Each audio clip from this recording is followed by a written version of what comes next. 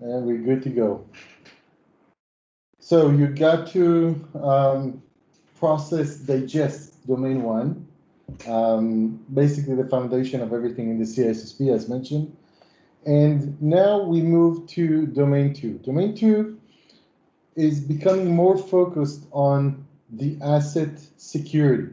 So the question we need to ask yourself in domain two as we go through the materials, and again, the questions that you will get will probably include more than just one domain, okay? Most likely, the questions will touch areas of domain three, for example, cryptography, cover some identity management of domain five, include some materials from domain one, always that management inside any question, but also the direction, evidently the direction of the question might be domain two.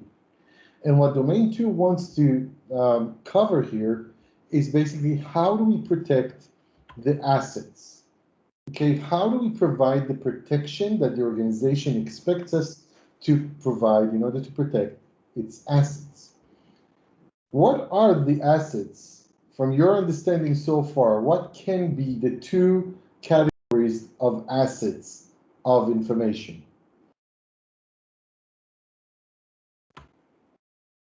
What do you think can be assets?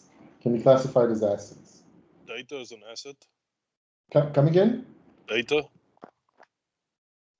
Data is definitely an asset because you can add monetary value to it.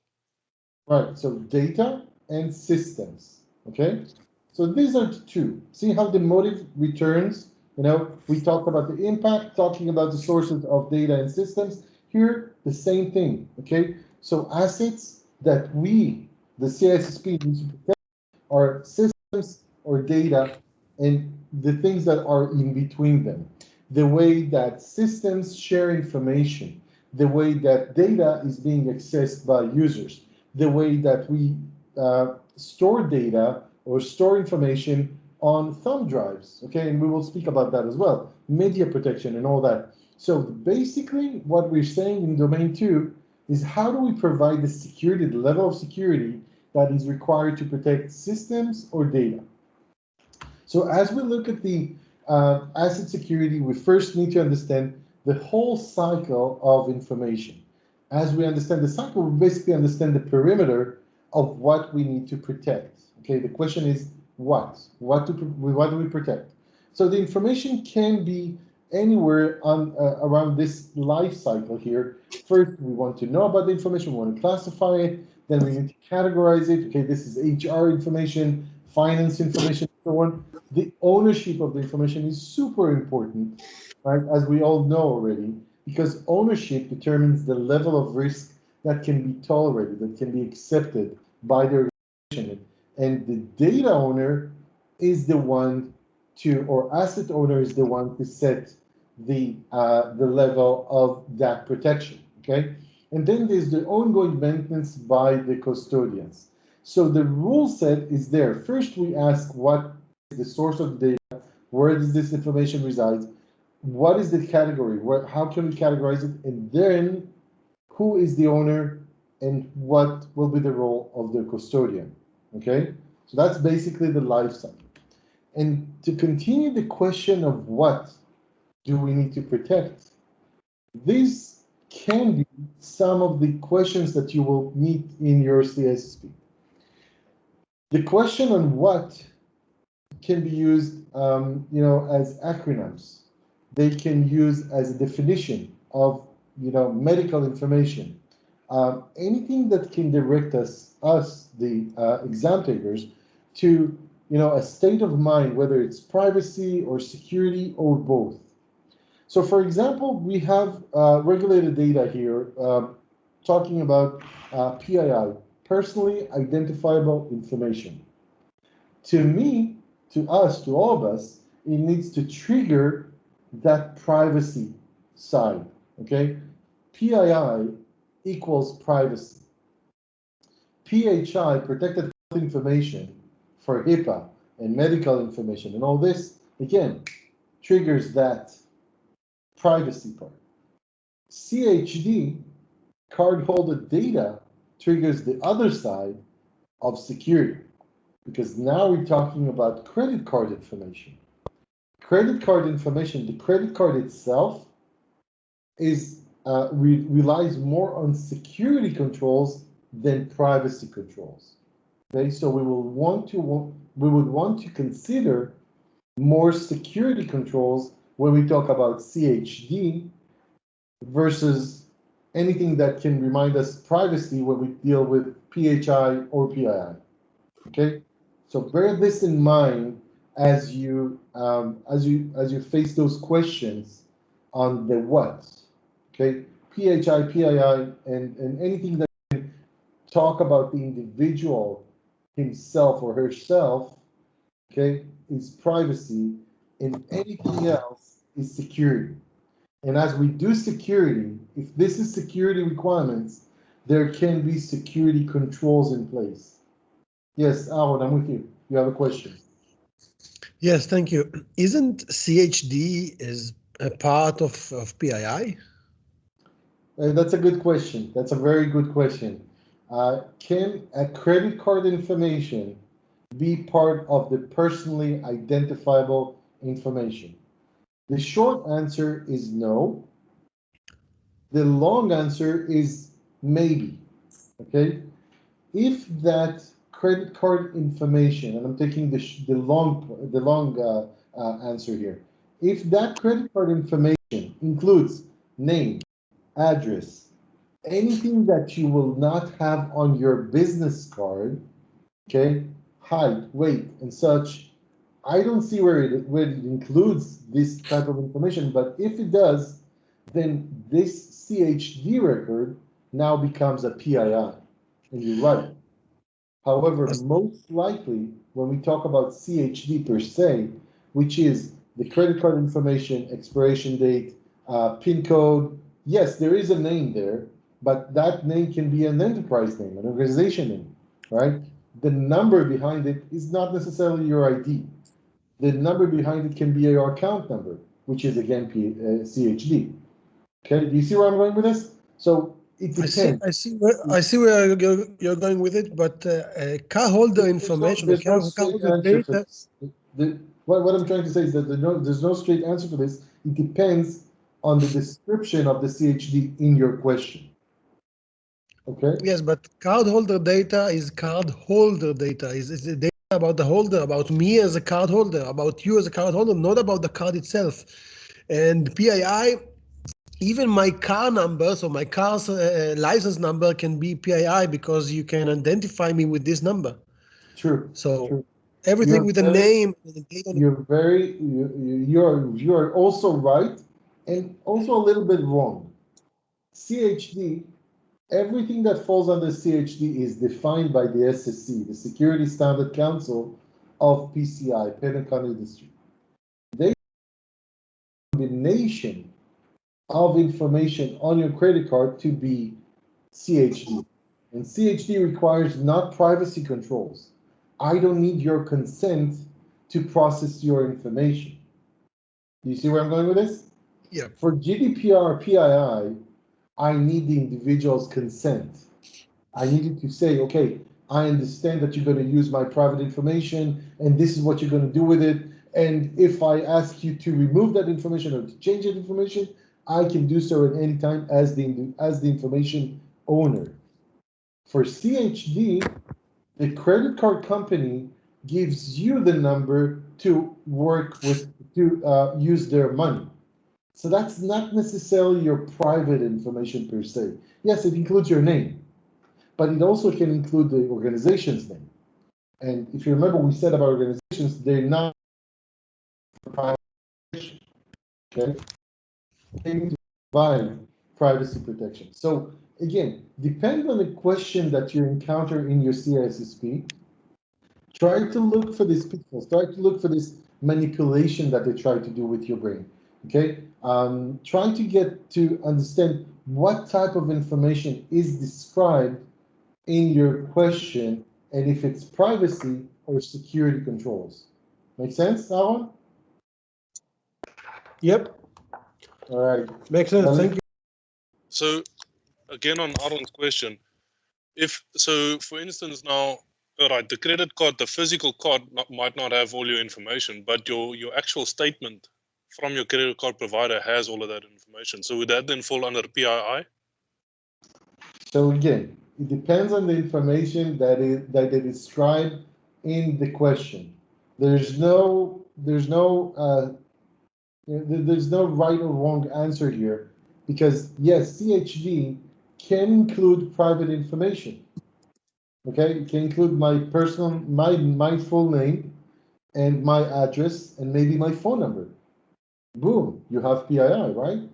Yeah. So read through the question and look for those areas, those tricks that they try to do with you, okay? As you go through the questions and determine whether this is PII and it requires privacy controls, or it's just CHD, my name and my credit card number, and that's CHD. And CHD requires security controls. You see where this is going? Yeah. All right, great.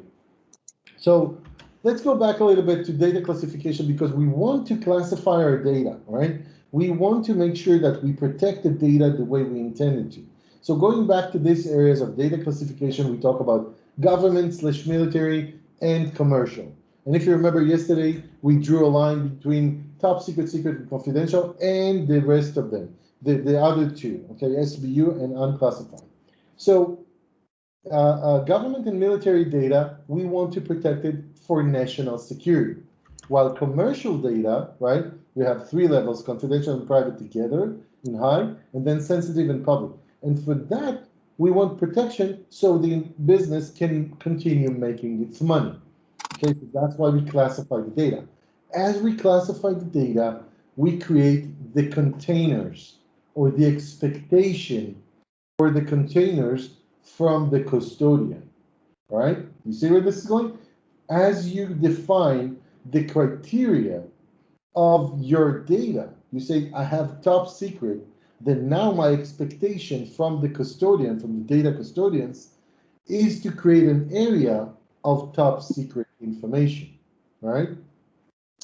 And this is again talking about the classification process of data.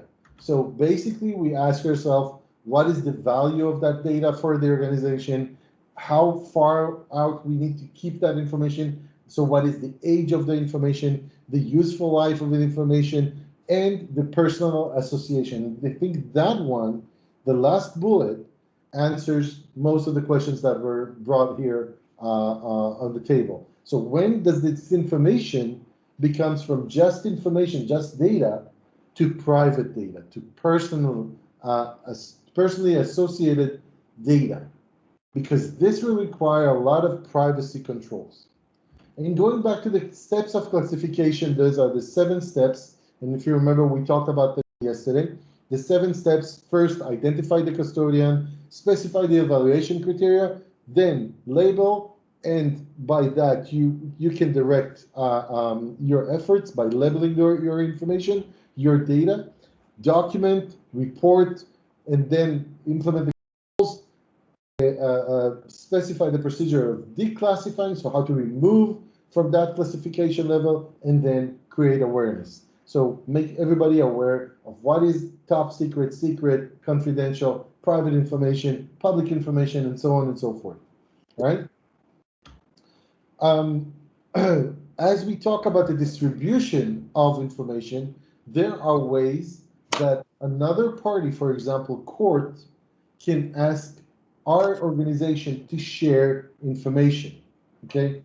FOIA is Freedom of Information Act. Is the court can ask you to share information about the operation and activity of your organization. However, when this touches in questions, in CISSP questions, when it touches privacy or private information, that's where you want your legal advisor or legal department to be involved in this.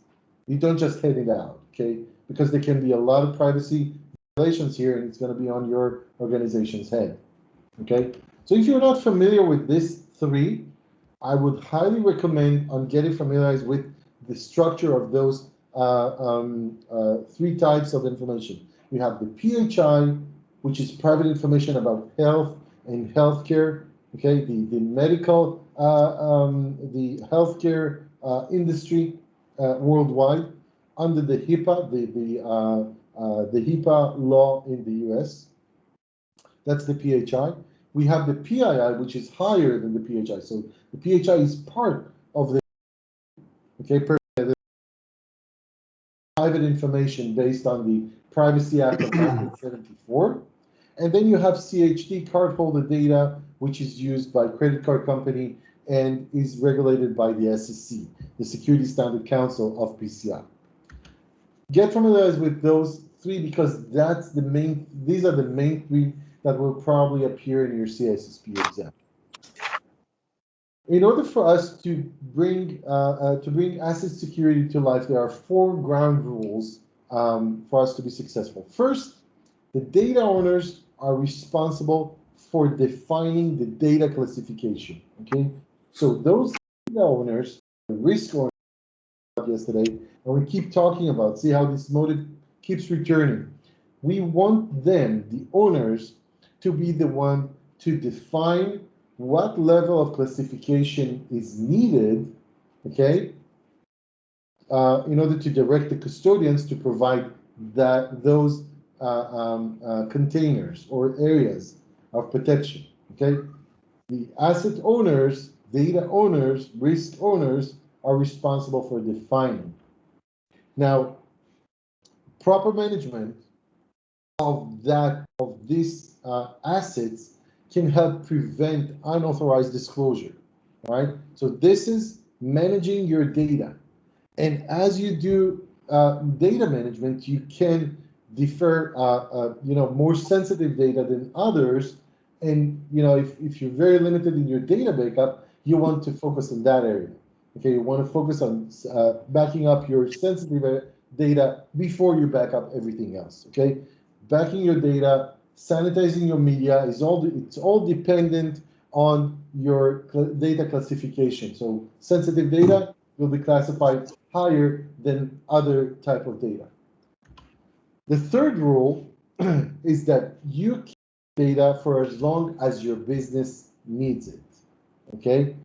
If the business doesn't need it anymore, then you need to get rid of the data. Now, this is a tricky area because on one hand, and there's no real answer for this, okay? It depends on the scenario of the question, of the CISSP question. It depends on the scenario of your organization. On one hand, it's like a pendulum, right? On one hand, someone in the organization can say, why do we keep this data? We need to get rid of the data. We don't need it anymore. And it exposes us to regulatory violations, right? That's one side. The other side can say, the legal department can say, we need to keep this data because if down the road 10, 15, 20 years from now, someone's going to file a lawsuit, I'm going to need this data to protect the organization. So let's keep the data. And let's remove the data. Let's get rid of the data. On another hand, let's keep the data. Which one is right?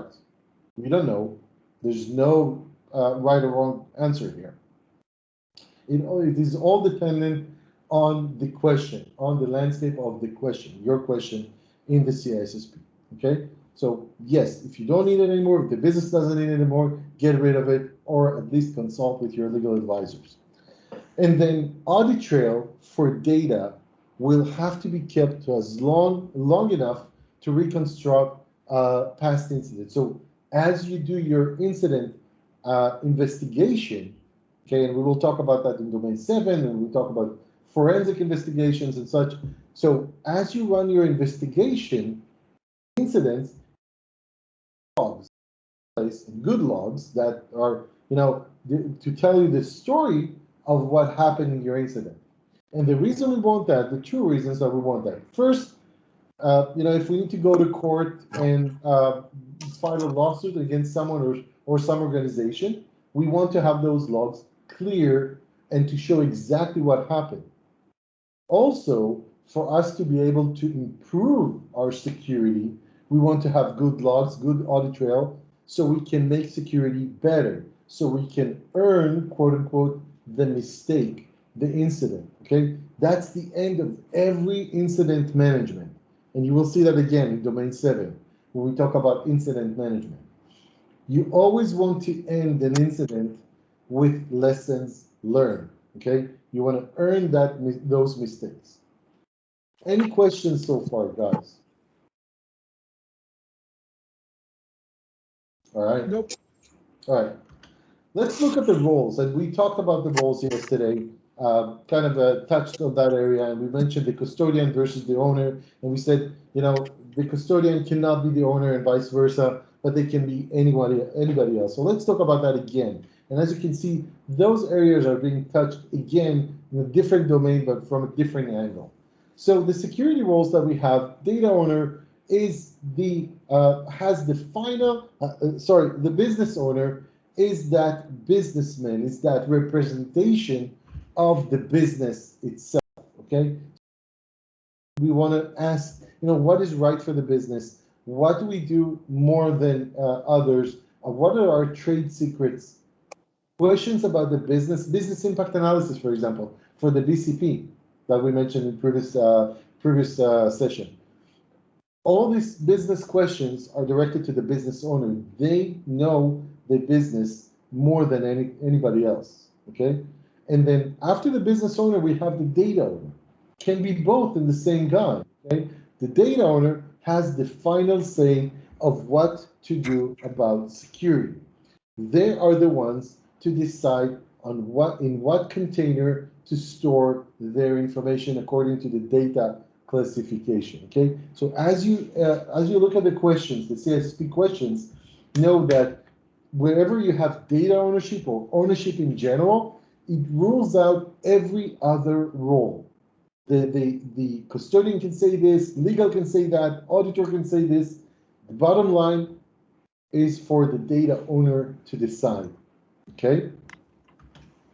The system owner is the guy in IT that makes sure that the system is up and running.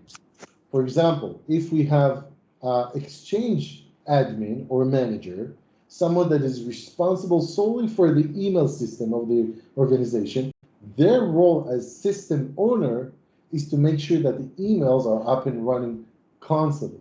If this is not the case, then they will be the ones to manage the incident around email system. However, the fact that they're a system owner doesn't make them data owner. Do you see this connection between the two?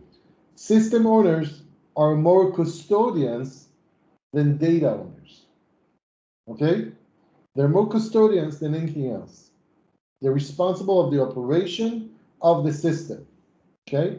So if the data owner says this data on your system is super classified and I need it to be backed up 24/7, I cannot lose any transaction. The system owner now needs to make sure that that system is backed up 24/7. All right? So they're responsible of the system. The data controller and processor, those are basically third parties, okay? Third parties that, third-party entity. In PCI, we see that a lot. Some organization that is involved with the transactions. In privacy, we see that a lot. The controller, the collector and processor of private information. We see that a lot with HR databases or HR information that is being processed by another party for salaries, for employee records, employee satisfaction, and employee management in general. We basically involved a third party to do this processing for us or controlling all the information.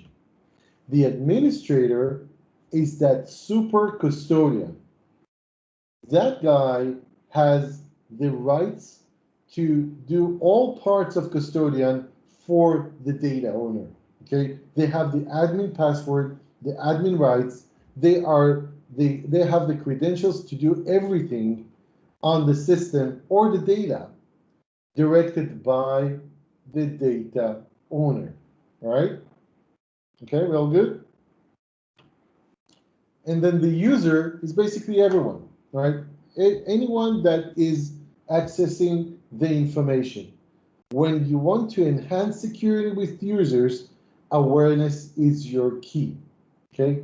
You want to invest in awareness. User awareness will contribute to your overall security.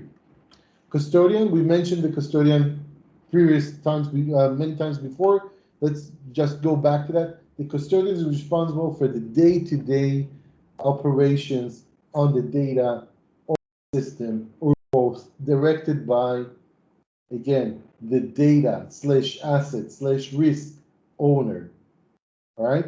So make sure you fully understand these differentiations between custodian and owner, the relationship between the two.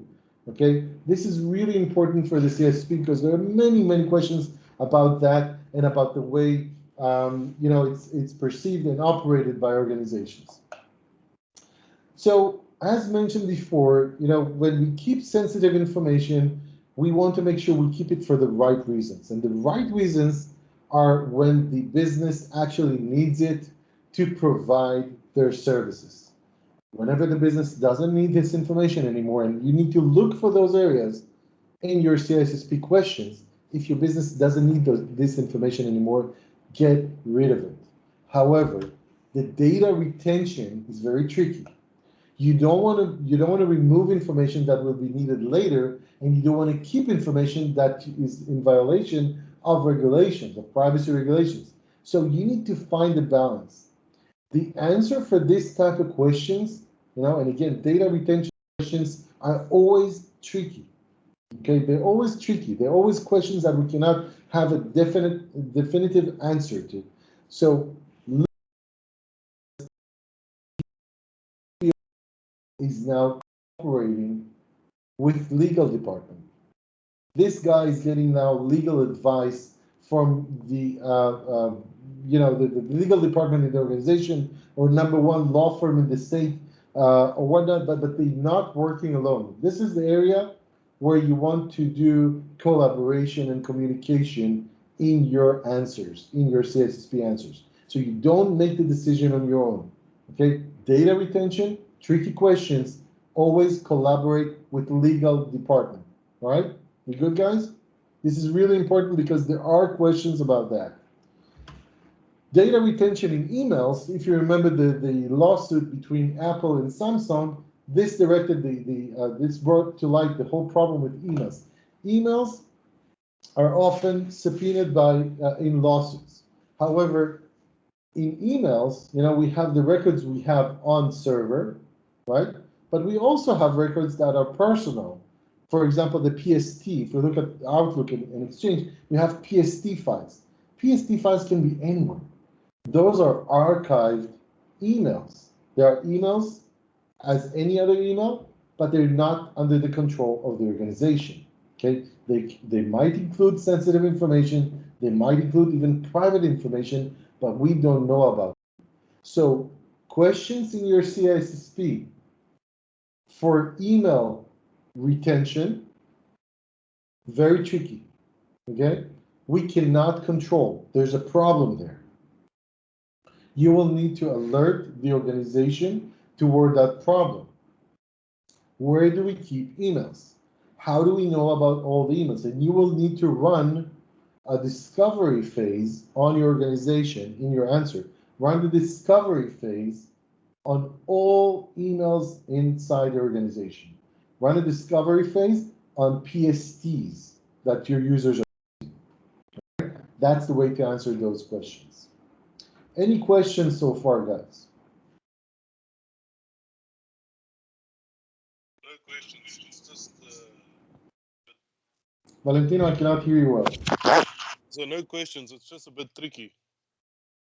Like for instance, like this says you need to. I'm sorry, I still don't hear you. Yeah. Can you hear me now? Yeah. I say it's not really a question. It's just a bit tricky because coming from a Microsoft perspective, and it's like I need to unlearn everything I learned there. Right. And then yeah. Yeah, I agree. That's why it's in the CISSP. The CISSP is not easy. It's tricky. If they want to play a game with the questions, they can play a game with the code. There are a lot of areas where they can make questions even more tricky. You need to be prepared for the worst case scenario in the question when they ask you about data retention in emails. And you know, as you look at the question, you know that means that, okay? It's not like I'm going to ask you about the block size of Blowfish algorithm in cryptography. There's only one right answer. Here, it depends on the scenario. Those questions are the questions that personally, you know, I will be very alerted to in the CISSP. When you see this type of questions, stop, look at them, read them through, understand the mindset that you're supposed to be in. There's no real answer here, and try to find the right path or the best path to the right question, to the right answer, given the scenario. Okay, these are the questions that you need to think and understand, and not just memorize. All right? Yeah.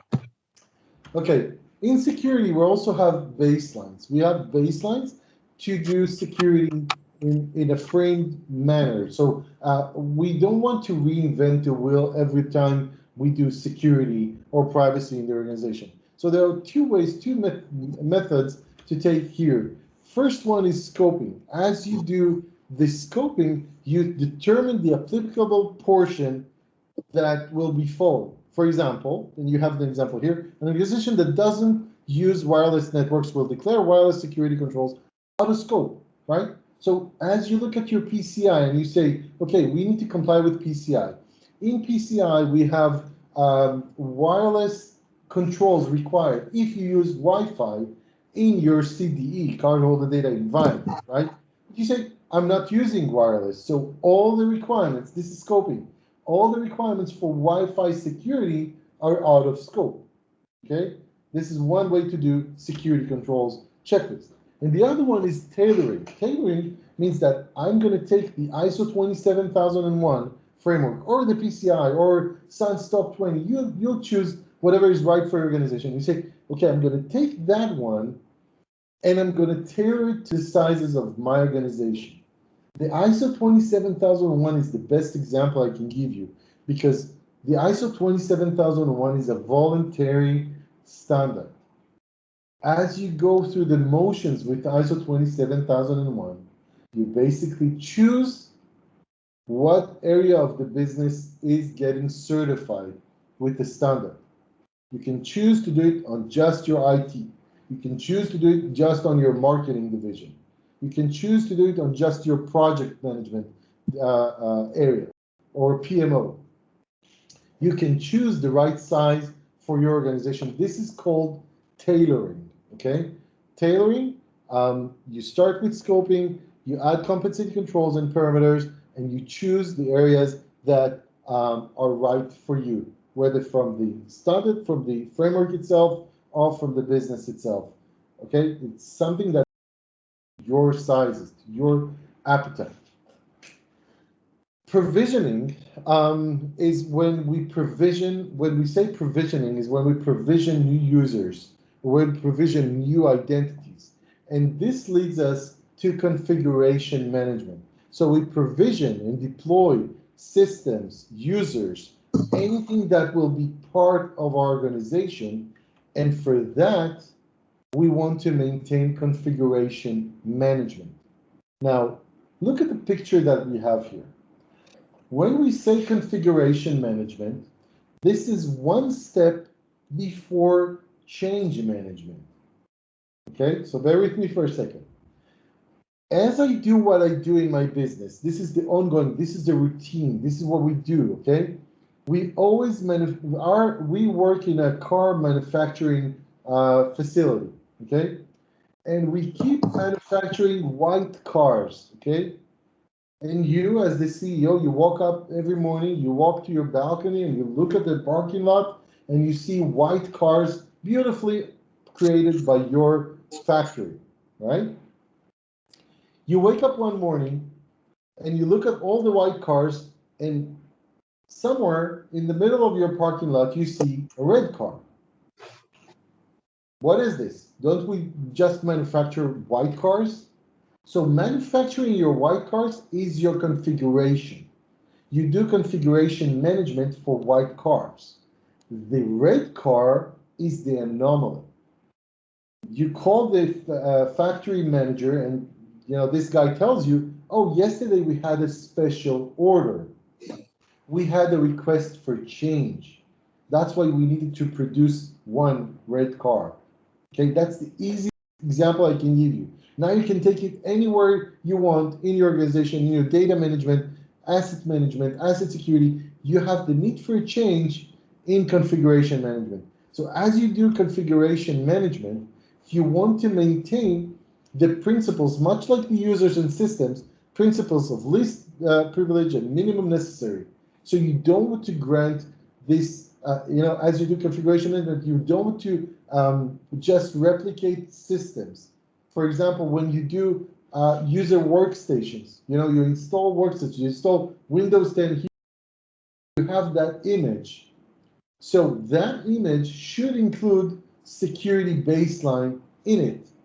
Okay, for example, today you probably won't issue a workstation or an image for a Windows workstation that includes the SMB protocol, right? Because that one is used for ransomware. So the same thing as users and systems, okay, identities that we mentioned yesterday, you want to keep the bare minimum that is necessary for the operation of that system. And then the continuous monitoring or continuous improvement is to make sure that we constantly improve our security using that framework. Okay, so we build the configuration, the right configuration for our organization, and we replicate it, okay, throughout the organization, keeping the minimum necessary, and then we continuously monitor that to improve security. How do we do that? We don't just reinvent the wheel, we use best practices out there. We use the SUNS Top 20, ISO 27001, NIST 853, or NIST 830, whatever framework you use, this will become your baseline, okay? This is considered best practice, all right? And this will help you do the configuration management. Later on in, I think, domain 5 and 6, we will see that example of car manufacturing facility again, talking about the white cars and that red car, one car anomaly. Again, from a different angle. But this is the mindset of configuration management. You want everything to be the same, okay? Standardization. That's your goal. Any questions so far, guys? Okay. This is, second, this is all related to... Come again, Shaham? I didn't hear the beginning of the question. What is the, we are talking about configuration management. Everything here is related to configuration management, or just want to see how to bind all those. Right. So configuration management is basically me saying, I have assets, system or data I want to protect on, but I'm not going to build security configuration for each asset. I'm going to follow principles of security for all. Okay. All assets. For all assets, I'm going to do need to know and least privileges on access management. Mm-hmm. For all assets, I'm going to do, if it's data, I'm going to use this algorithm for encryption. All right? Mm-hmm. And I'm going to separate the network, all right? Because I'm following a framework that gives me the configuration for everything in the network. Mm-hmm. The anomalies, if I cannot implement something, if there's a special business requirement in a certain area, this will be managed by a change. But then we go back to the configuration management, to the routine. Does this answer the question? Yeah, I just, but I'm just, there's a lot of topics here, and I'm just trying to see how to relate, how to tie them all together. How to tie exactly. Yeah, I agree. Again, it all falls under security. We want to provide the security, the right security for our assets, which can be data or system related. Yeah, right? so I need to apply configuration management. I need to apply a principle of least privilege and minimum necessary. I need to do continuous monitoring improvement. I need to apply best practices. Right. And it's just going and going and going. It just right, exactly. It's all part of the process of providing the asset security. Okay. Okay. And this next topic is going to talk about physical assets. Physical assets of data or systems. And we're looking at media, okay? Tapes that we use, the hard drives that we use, the flash drives that we use, the chipset that we use. All these are physical assets that we want to consider security around them as we provide that security. So this all falls under the topic called object reuse, okay? When we use media, for example, hard drive, flash drives, CDs, tapes for backups and such, we want to provide certain level of security based on what? Based on the classification of the asset, right? So we need to have a classification process, okay? So we can decide on the container that includes the security controls for that media, okay? So when we talk about media security or object security, there are certain areas we need to consider. For example, how do we destroy this media when we're done using it? We don't need it anymore. How do we destroy it? How do we get rid of it? How do we make sure that there's no data remnants on that media? That someone will take that hard drive and will probably be able to pull out information from it. So there are 4 ways making sure that we provide the right security on that for that media assets. First, we want to remove the data. Okay. Then if we're not able to do that, we want to make sure that we can overwrite some of the media. If we're not able to overwrite, then we need to get rid of that media because it probably includes some data remnants on it. Okay. So this process is called sanitization of data. We take that physical asset of data. Do you see where I'm going with this? Physical asset, and we clear it. Okay? And for the hard drives, the old hard drives that we had, not the SSD that we have today, we had a process called degaussing. Degaussing is basically magnetizing the whole magnetic field of the hard drive, and by that you basically mess up with the magnets and the sectors, and now it's unreadable, unusable. Okay, so that degausser is the previous slide. Okay, the degausser is something that is a machine that provides this huge magnetic field around that hard drive, and it messes the hard drive itself magnetic field, and by that it's unreadable and unusable. So that's another way of sanitizing your hard drives, okay? But it doesn't apply to SSDs. SSDs are chipset based, okay? They're not using the magnetic sectors, much like the hard drives. Am I clear on this, or are you familiar with that? Yeah. Or is this news to you? This is not new, generally speaking, but degaussing, sanitizing, and purging, we could say that they are just the same term. Exactly, Carlo. They are just the same. It's all the same action. Yes, thank you. If the data is removed, it can be recovered, right? Come again? If the data is removed from the drive, it can be recovered easily, right? Yes, yes. So it is not a strong sanitizing. Exactly, it's not strong sanitization. However, if my organization is so poor and we have to reuse the media, this is the least I want to do. Okay? Again, depends on the risk appetite. Going back. What do we do with the SSD? What do we do with SSD? Destruction. Destruction, exactly.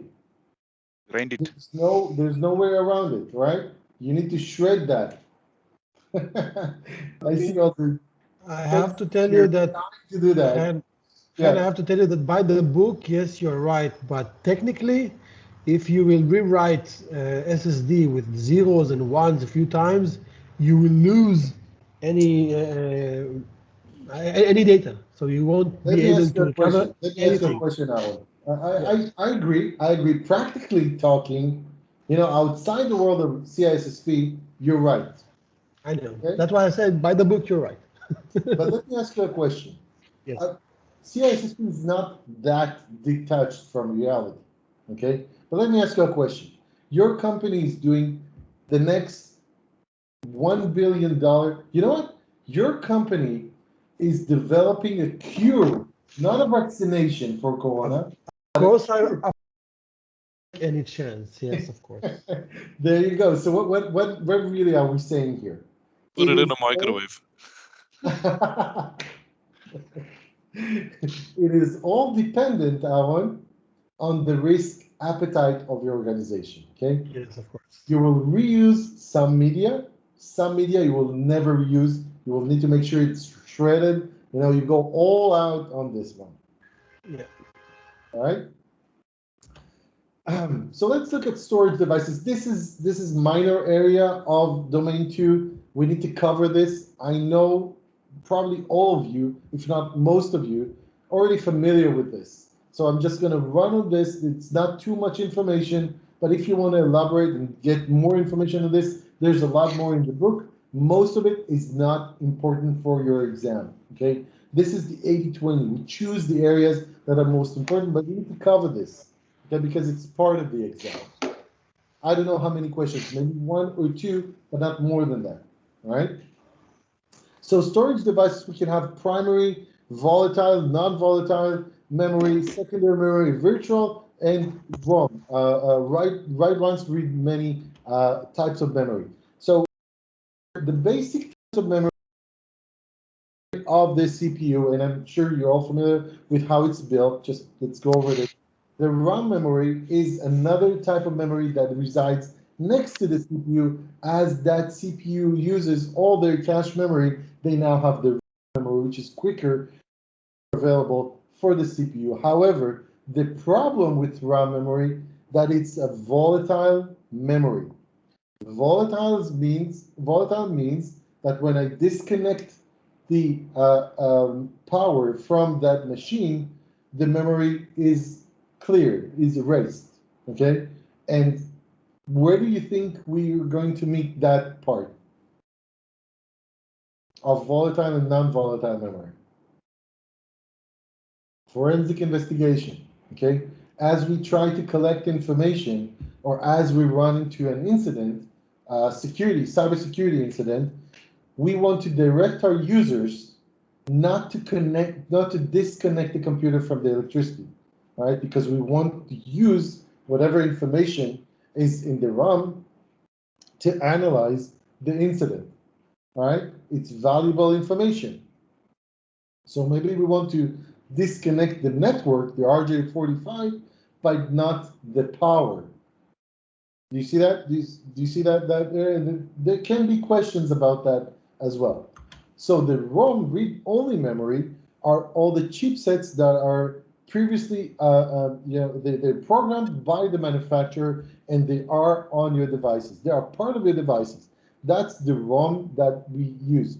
The primary memory for that one is the ROM that previously saw, but there can be also a secondary memory, which is your hard drive. Okay, the hard drive itself is used as secondary. It's much slower. It can include more space for memory, but it's much slower, and you don't want to use that as primary memory for your device. The random access memory, again, volatile memory, and the ROM is non-volatile memory. Okay, so that's the main differences you want to keep in mind. Valentino, I'm with you. So okay, so with Windows nowadays, you can stick in a memory stick and make it ready boost, so it becomes an additional memory to the RAM to improve performance. So what would happen to that memory if it's unplugged? Then would the data be lost, or because it's a USB drive, it should be written and it should stay there? It should be non-volatile, correct? Because it's a USB drive, exactly. Because it's a USB drive, USB is ROM. Okay, it's not RAM.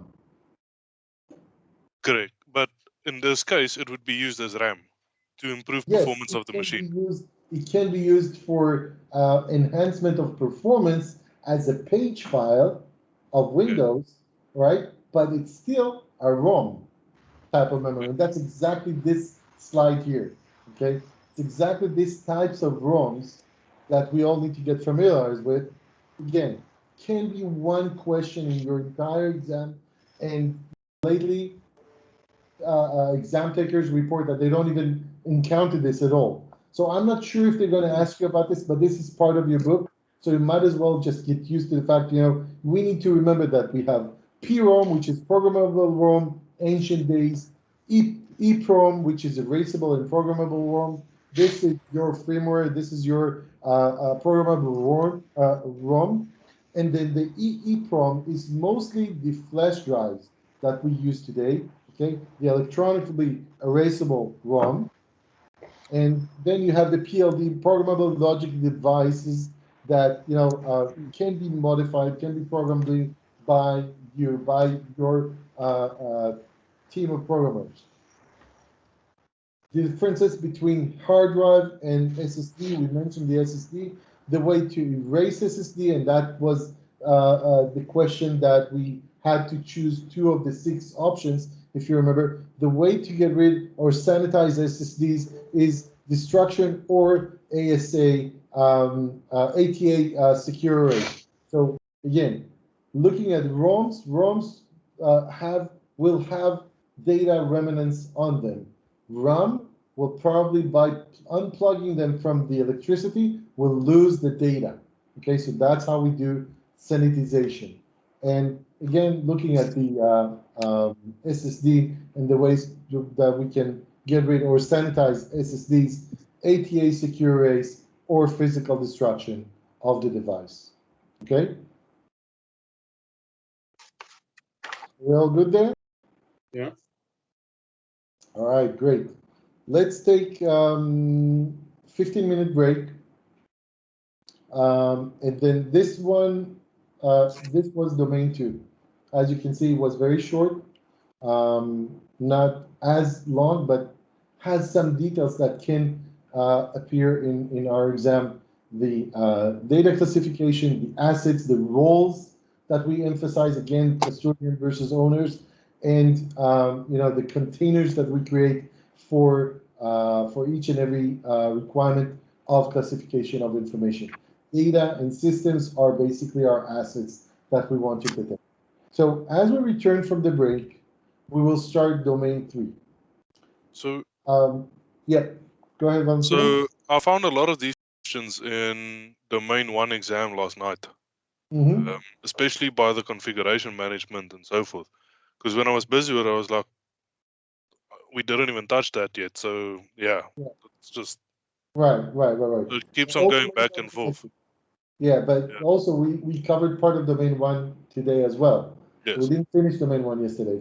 But again, it all goes together. At the end of the day, at the end of the bootcamp, you will have this mix of all domains in your head, and that's what I'm saying. That the level of tension is the right one now. Okay, you want to start looking at registering to your exam now, as everything is fresh in your head. Yeah, definitely. Everything is connected. All right, guys. So let's take 15 minutes break, and we'll be returning here at 12. Sorry, not 12. 11:53 your time. All right. Okay. All right. See you soon. Ciao. Bye.